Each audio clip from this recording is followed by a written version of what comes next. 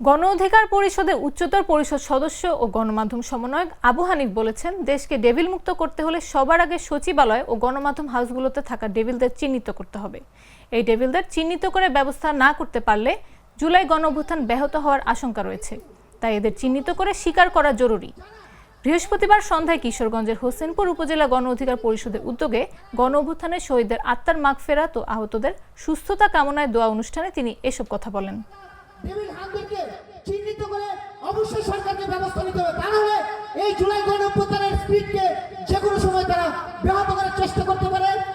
আমরা দেখেছি এই যে ডেভিল হান্টের মাধ্যমে বিভিন্ন জায়গায় অভিযান চালানো হচ্ছে, কিন্তু বিগত সরকারের আমলে যারা এই হান্ট হিসেবে ডেভিল হিসেবে চিহ্নিত ছিল তারা এখনো অনেক গণমাধ্যমে সচিবালয় রয়েছে।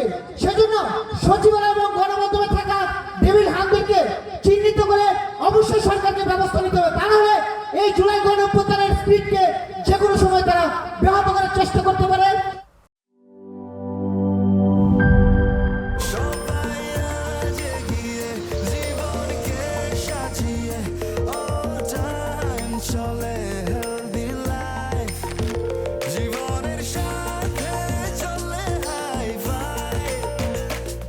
চলার পথে স্বাস্থ্যকর all time honeycomb, all time healthy life.